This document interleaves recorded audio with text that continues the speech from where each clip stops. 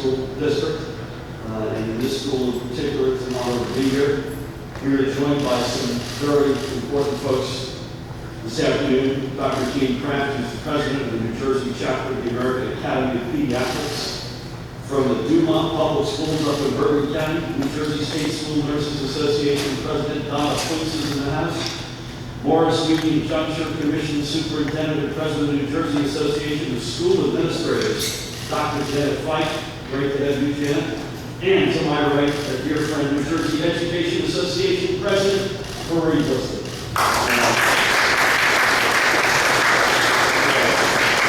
Thank you. With us as well, a couple of other folks I want to point out. The woman who needs no introduction to the front row, Commissioner of the Department of Health, Judy Persicelli.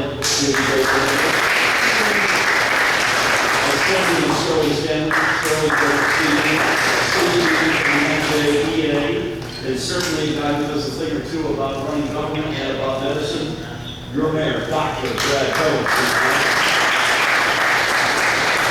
And to all the other dignitaries, deep appreciation for being here and for all you do.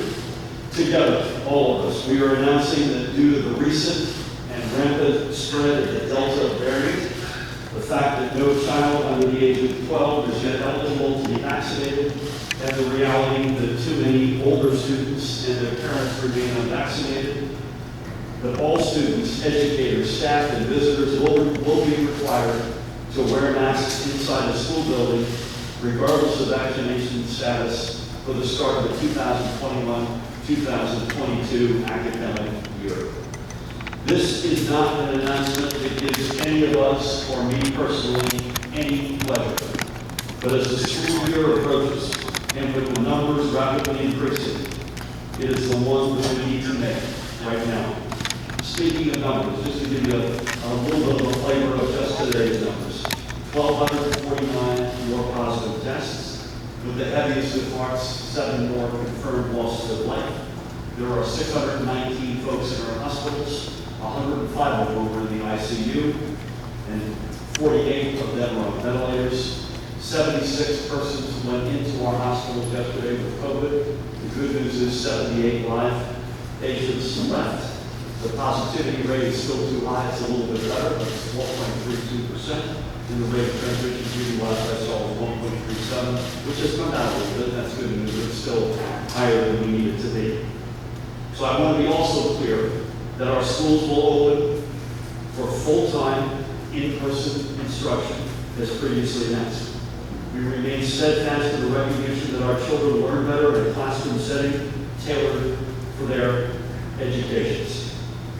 Allow me, if I may, to step back just for a minute. The health and safety of our kids is among, if not my most sacred responsibility, as it is, by the way, for any government. There are issues that are and must always remain above politics, and this is one of them. Anyone telling you that we can safely reopen our schools without requiring everyone inside to wear a mask is quite simply lying to you, because we can't. I want as much belief as much as anybody else in our state to see our kids' smiles as they start their school years.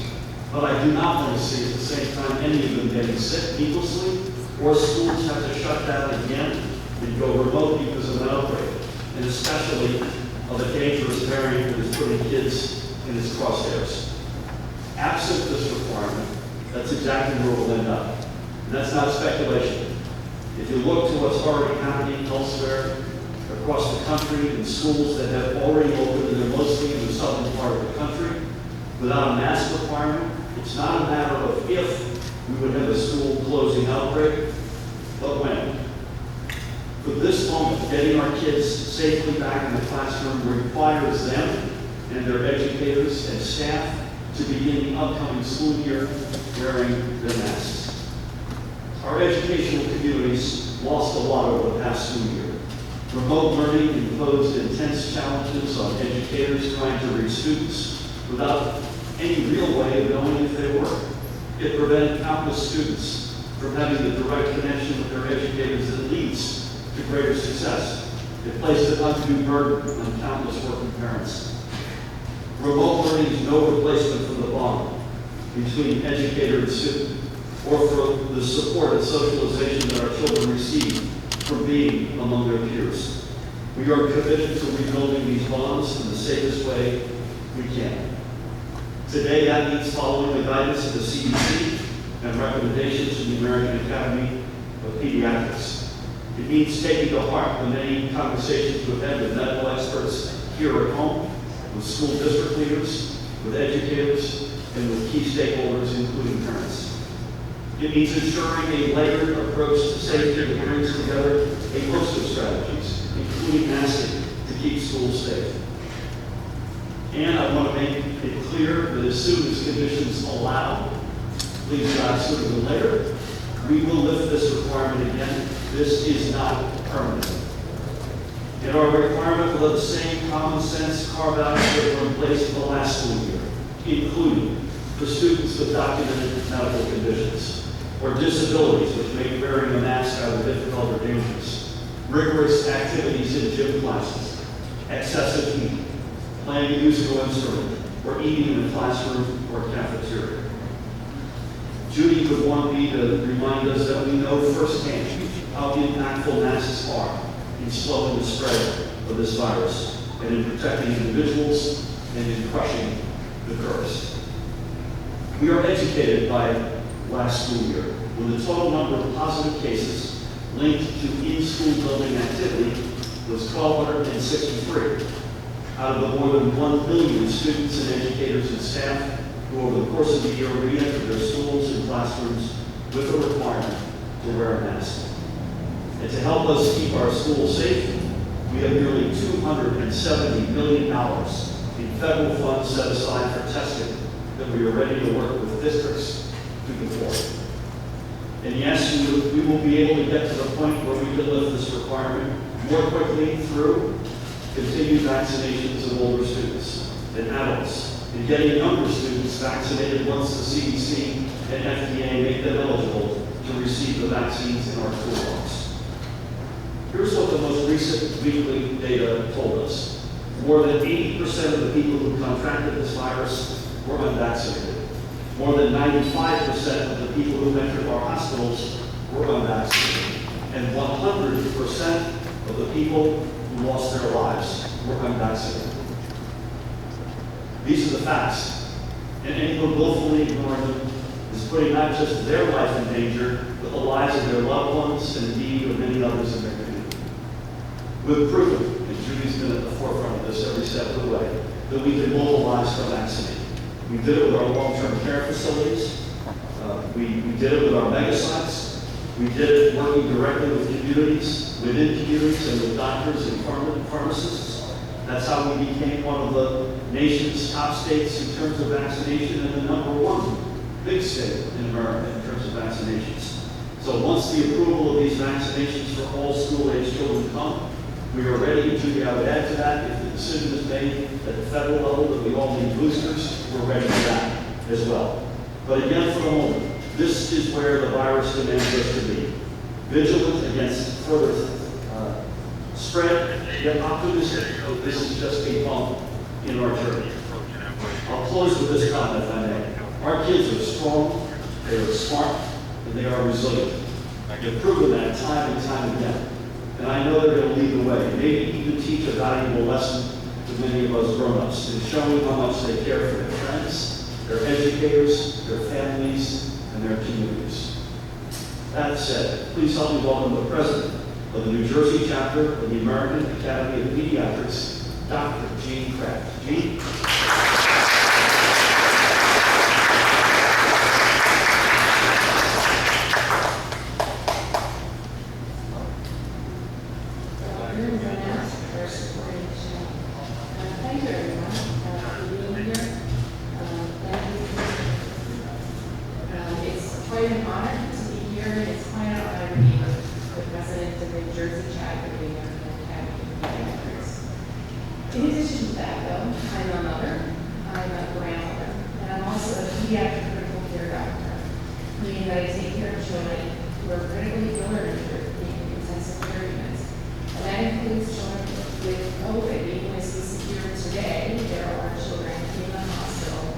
with COVID, even though they are less affected, it was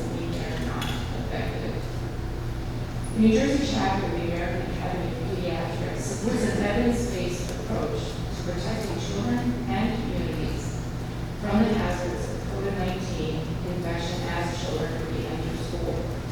Safe re-entry is based on the best scientific evidence and expert guidance available. The most recent school guidance from both the CDC and the American Academy of Pediatrics emphasize both the value of in-person, face-to-face school for the well-being of our children and the value of a layered safety strategy that includes masks to minimize the risk of transmission of serious disease and even death due to COVID-19. The death count for children from COVID-19 in New Jersey is 7. That may sound small, but that means that there are 7 families that will not see their children grow up. And that is huge to me. Vaccine is an essential tool in fighting this pandemic, and over 5 million of us are fully vaccinated here in New Jersey. But that's not enough yet. It will be enough because the Department of Health and the Commissioner are working very hard to get us to enough, but we are not there yet. Although children over the age of 12 are now eligible for one of the vaccines, those under 12 have no approved vaccine available to them as yet. In addition, a number of adolescents and adults, as you've heard, are still not vaccinated. Recommendations by the CDC and the AAP for universal masking in schools is based on many factors, including the following. Children under 12 are not yet eligible for vaccination. And what this means is that elementary classrooms will be full of unvaccinated children. And some middle school classrooms will also be full of unvaccinated children. Until more adolescents and adults are vaccinated, junior and senior high classrooms will have a mix of vaccinated and unvaccinated individuals. Vaccination is highly effective, particularly in preventing severe disease and death, but it is not 100% foolproof.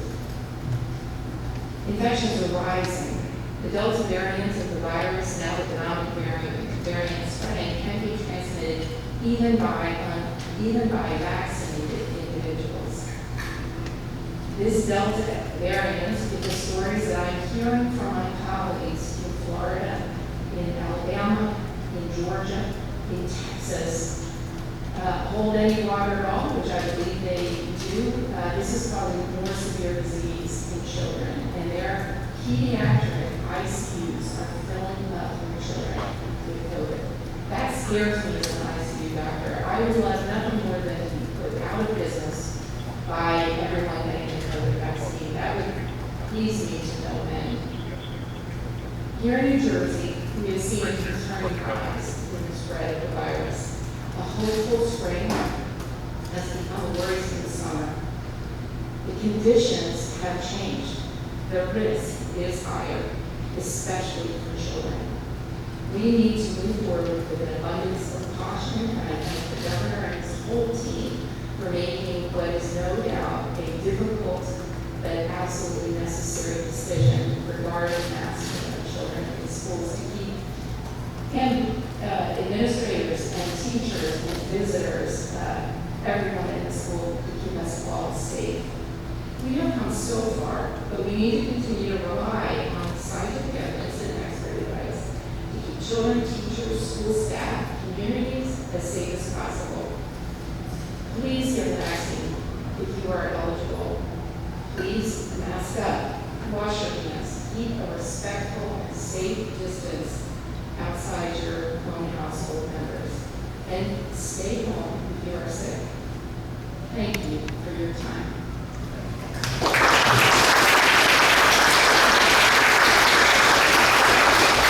Thank you so much for that. Those are all extremely powerful and very good advice, so thank you for your leadership.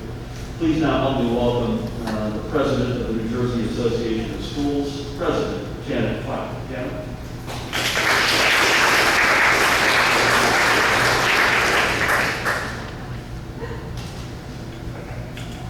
He was commenting about my mask, which I'm very proud of, before I took it. Awesome. Thank you. Good afternoon, Governor Murphy, Commissioner Persis Kelly, and Commissioner Alan Miller. And to our state officials, to our honored guests, and to our viewers at home. Today is a great day. Today, all school leaders around the state, I assure you, are drawing a big sigh of relief because the continuing divisiveness about wearing masks in schools has come to a close. We as school leaders can focus on moving forward and planning for full in-person instruction in the best, most possible, and safest way. So Governor Murphy, thank you so much for that today. It is a welcome message. For the past 3 months, school officials have been pummeled with questions, whether at Board of Education meetings, in community forums, through social media, in parking lots, at Starbucks, of what is your district doing about masking. It has polarized communities. It has taken a real life venue that is quite incredible. Today, hopefully, that is over and we're moving on. I give my heartfelt appreciation to Governor Murphy, to the state officials, to the health and medical personnel in this room and outside this room that serve New Jersey so well, for recognizing that medical decisions must be made by medical personnel. Thank you for that.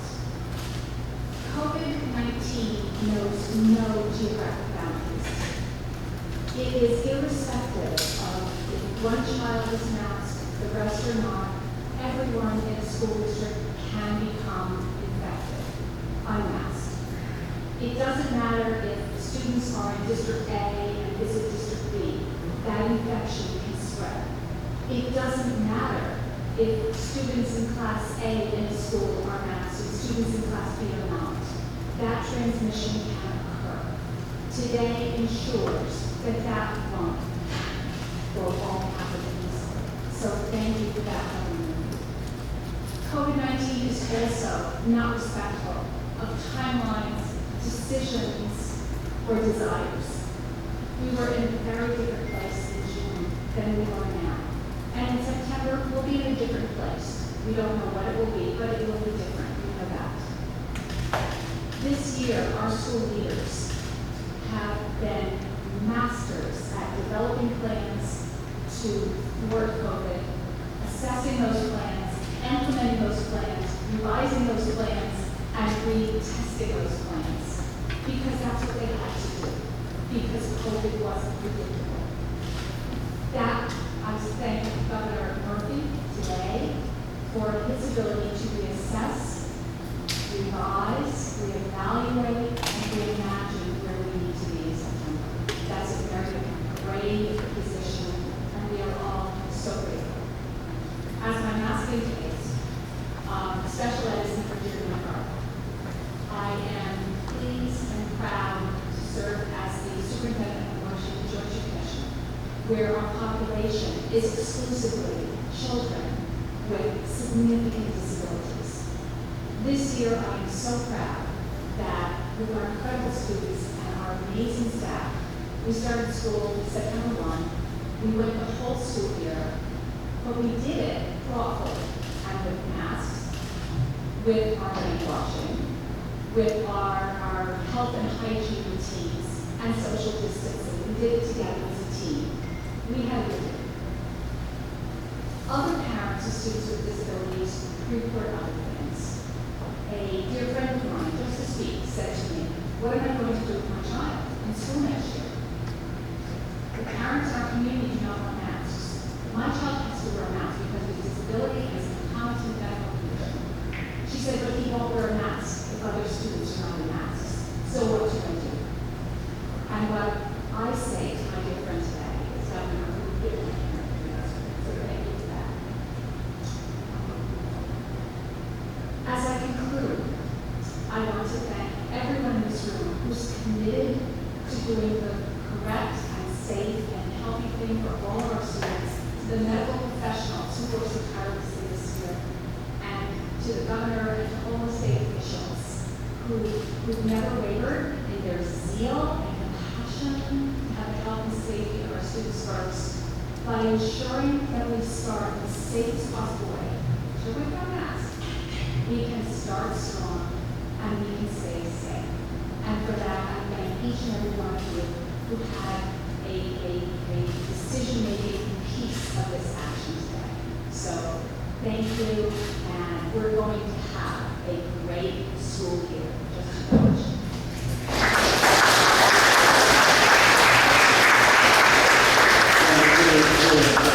So well framed and spoken. Dr. Angelica Allen McMillan, I want to risk that she'll let me speak to me again for not having introduced her, our Commissioner of the Department of Education. Angelica, great to have you with us.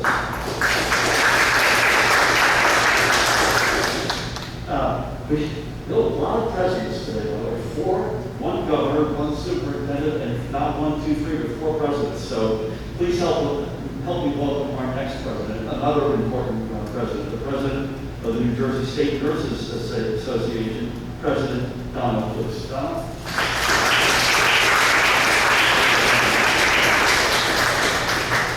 Hi, good afternoon. As the governor stated, my name is Donna Luce, and I'm the president of the New Jersey State School Nurses Association. On behalf of the 2,500 school nurses represented by NJSSNA today, thank you for allowing me to speak. School nursing has deep roots in combating communicable diseases.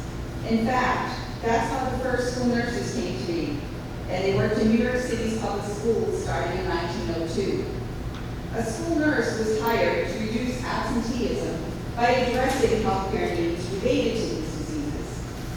For almost 120 years, preventing and rooting out communicable diseases has been a core component of school nursing. Universal masking, regardless of vaccination status, is the evidence-based recommendation of the American Academy of Pediatrics and the Centers for Disease Control and Prevention. Studies have shown positive results in masking and decreasing disease spread. In school, in this past year, in addition to low COVID transmission rates, we also saw far fewer cases of flu, strep, and RSV when masking and other mitigation strategies were in full force. We also know that the Delta variant is more transmissible than the original SARS-CoV-2, which causes COVID-19, and thus requires more stringent safeguarding. In a few short days, and I can hear the kids out there groaning, our K-12 school children and staff will return to their classrooms for full-time in-person instruction. This is a great thing, and it puts us back on the road to normalcy. However, it is our duty to assure that our school communities are kept safe from disease by implementing the safest public health mitigation strategies that have proven effective, including social distancing, proper ventilation, contact tracing, and most importantly, by making sure that universal masking is in place. For school districts to do anything else is unsafe. The public health messaging about masking has been muddled, but the science behind the recommendation is crystal clear. Masks protect students and staff from the invisible virus that's attacking us. The new Delta variant is broadly affecting younger people and children. Vaccines are protected, but since the majority of children are not yet eligible and this new variant is highly transmissible, we must use the few tools that are available to us. The NJSSNA represents certified school nurses in our state who are charged with caring for and protecting the health and safety of 1.28 million children. Implementing universal masking through the surge of the Delta variant is a low-stakes solution to a high-stakes public health crisis. Our school communities deserve to be protected. Thank you, Governor Murphy, for following the science and getting our schools to mask up and be part of the solution to combat this disease. Thank you.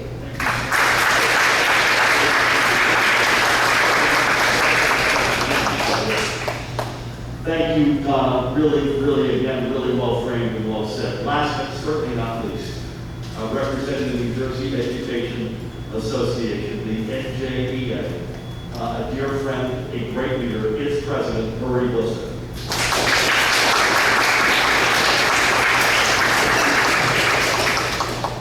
Good afternoon, everyone. My name is Marie Bliston, and I am a very proud New Jersey classroom teacher of students who have received special education services well over 30 years. I am also a mother and a grandmother, and I stand here very proudly before you as the president of the New Jersey Education Association, representing our 200,000 school employees. And I thank you, Dr. Gillespie, Governor Murphy, for hosting and having us here and allowing me the opportunity to join you in this event. I want to make a point here of thanking Governor Murphy personally for your consistent commitment to following the science and keeping our schools safe, and it has been consistent. This, thankfully, is the leadership that we have in this state right now, and the leadership that we need. When I see some putting political posturing ahead of the health, the welfare, and the well-being of our schools and our students. Thank you, Governor Murphy, for standing on principle, but also for doing the right thing. By taking the action today with requiring masking, you have removed the uncertainty for many about the coming school year. But you also have alleviated some of the concerns from our students, from their families, from our educators, and from our communities about just keeping our buildings safe. Let's be honest, like everyone in this room, I'm sure, we had hoped that we would have a different outcome at this point in the game with this pandemic. All of us are eager to get past this pandemic, but the numbers don't lie, and we are not past this pandemic. Today's action absolutely ensures a safer and more successful school year by still allowing us to fight this virus. Using the tools that are available to us, such as we have already heard about masking, and about having all those who are eligible to take the vaccine to get the vaccine, because everyone who gets the vaccine now helps make our schools and our communities safer. I want to be clear that our 200,000 members, NJEA is committed to opening our schools and providing the best successful school year for every one of our students. Our students deserve that. But it also means being responsible for keeping them safe under these conditions. Our commitment and our consistent voice regarding what is needed by following the science, by masking, by getting the vaccines if we are eligible still stands today, and we are calling for that again. Again, thank you, Governor Murphy, for listening to public health experts. But most importantly, thank you for always keeping our students first.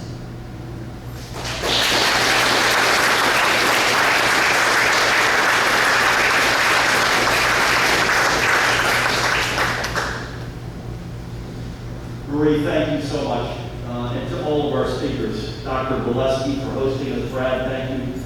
As this great community's great mayor, to you and members of council, thank you for hosting us.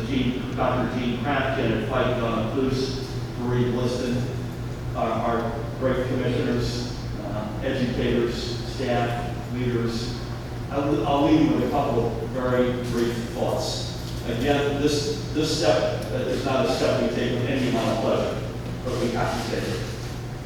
And I hope it's not a permanent, as I said, we are all hoping it's not a permanent step.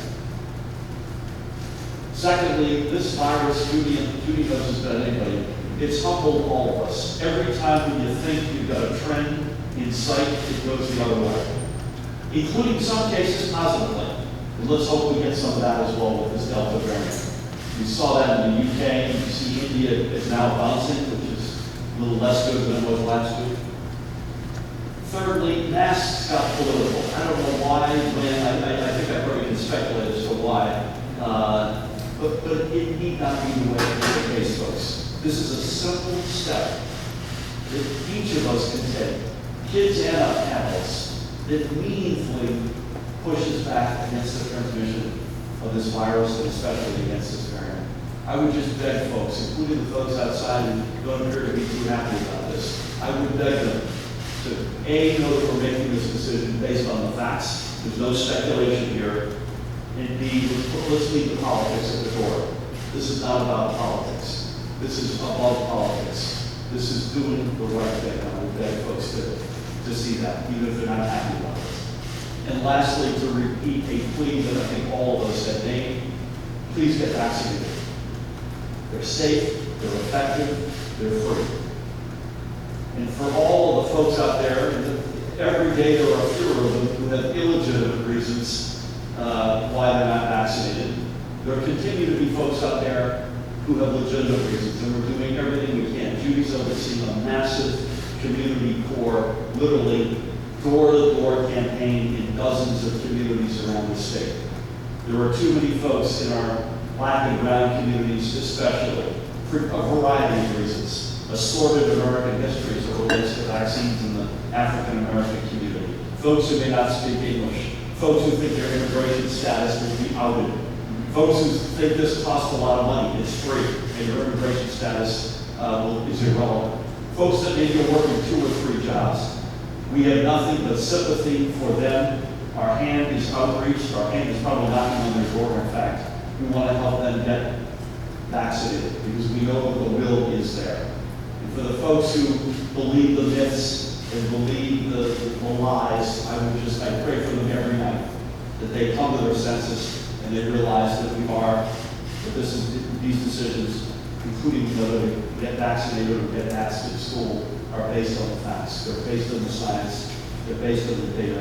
And we want everybody in this state, whether we agree with them or not, to be alive and to be healthy and fulfilling the promise of each and every one of their lives. With that, thank you all very much.